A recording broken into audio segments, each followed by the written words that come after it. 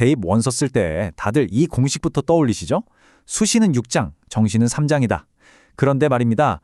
입시라는 이 거대한 미로 속에 남들은 잘 모르는 숨겨진 예외 트랙들이 존재한다는 사실 알고 계셨나요?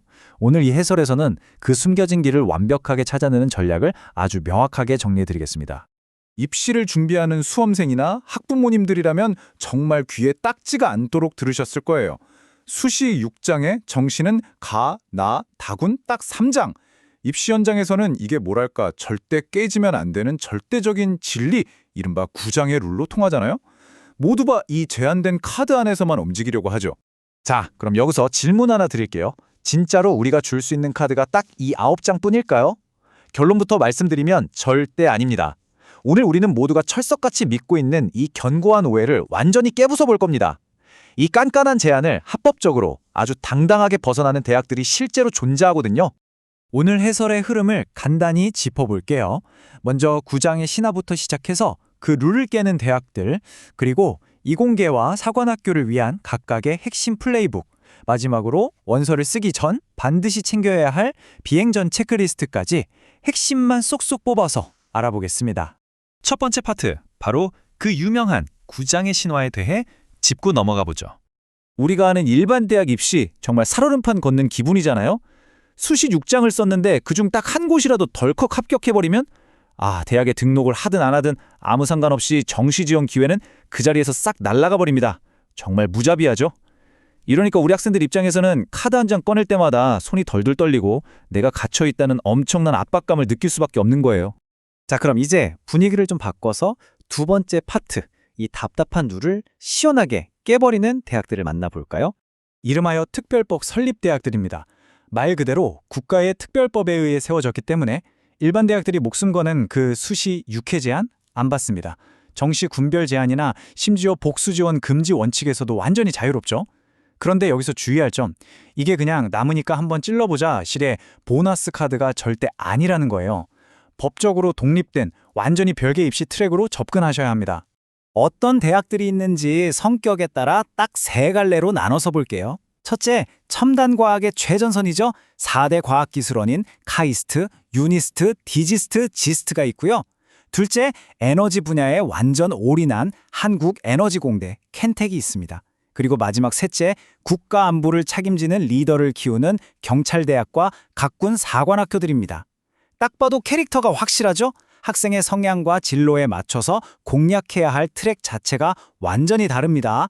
세 번째 파트, 상위권 이공계 학생들을 위한 전용 전략인 스템 플레이북으로 넘어갑니다.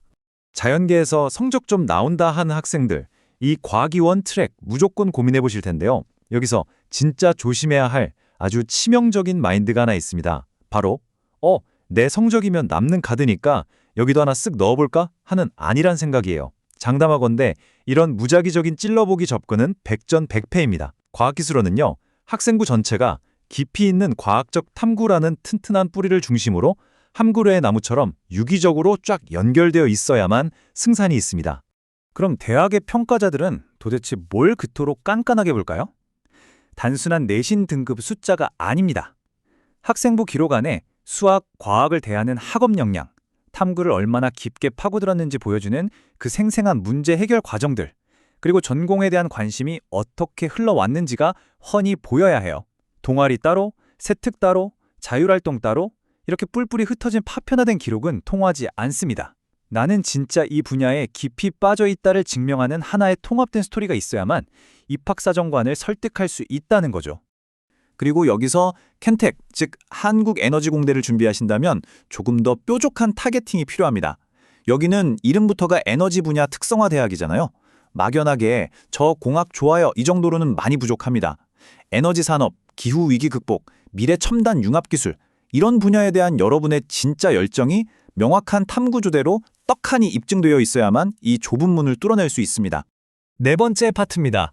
분위기가 확 달라지는 경찰대와 사관학교 공략법, 커맨더 플레이북입니다. 이곳의 입시 레이스는 일반 대학이랑은 차원이 다릅니다. 진짜 길고 혹독하거든요. 먼저 1차로 빡센 자체 필기시험을 치르고요. 그걸 통과하면 2차로 체력 검정에 신체 검사까지 거쳐야 해요. 그게 끝이냐? 아니죠. 3차로 정말 뼈를 때리는 강도 높은 면접과 인성평가까지 버텨내야 최종 선발이 됩니다. 그러니까 단순하게 내신 좋으니까 합격하겠지? 어림없는 소리입니다. 학업 성적은 이 거대한 서바이벌의 고작 출발선에 불과해요. 이 학교들이 진짜로 원하는 인재는요, 엄격한 규율을 견디는 생활태도, 리더십, 끈끈한 공동체 적응력, 강철 같은 체력, 그리고 무엇보다 뚜렷한 국가관을 갖춘 사람입니다. 한마디로 이 길에 내 청춘을 바치겠다는 엄청난 헌신과 진로 의지가 없으면 버틸 수가 없어요. 게다가 아주 현실적인 장벽도 하나 있습니다. 경찰대랑 사관학교들은 1차 필기시험 날짜가 아예 같은 날로 겹치는 경우가 많아요. 현실적으로 여러 곳을 동시에 찔러보는 것 자체가 불가능에 가깝습니다. 선택과 집중이 생명이죠. 이제 마지막 5번째 파트입니다.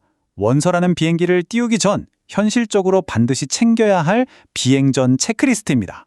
충동적으로 원서 접수 버튼 누르시기 전에 이 5가지는 제발 꼭 좀 확인해 주세요. 첫째, 내가 지원하는 곳이 진짜로 수시 6회 제한에서 예외로 인정되는 곳인지 다시 한번 확인하시고요. 둘째, 수능 최저학력 기준은 없는지 꼭 보셔야 합니다. 셋째, 대학 내부 전형끼리 중복 지원이 가능한지도 파악하시고, 넷째, 자체 면접이나 체력 검정 날짜 확인하셔야죠. 마지막으로 이 모든 일정이 내가 지원할 다른 일반 대학들 논술이나 면접 날짜랑 겹치지는 않는지 아주 꼼꼼하게 교차 검증을 해보셔야 합니다.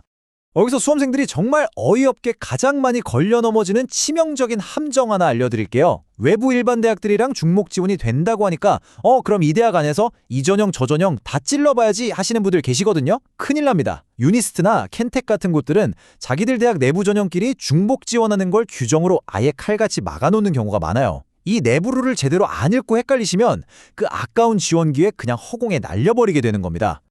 자, 이제 오늘 해설을 갈무리할 시간입니다. 원서를 대하는 우리의 올바른 전략에 대해 이야기해보죠. 학생 여러분, 그리고 학부모님들, 대입원서 접수는요, 카드를 많이 주고 있다고 이기는 단순한 숫자 게임이 절대 아니에요. 아무리 지원 횟수에 제한을 안 받는 이런 꿀 같은 특별 트랙이 있다고 해도 말이죠. 그냥 불안해서 억지로 짜낸 여러 장의 원서, 그거 하나도 소용없습니다.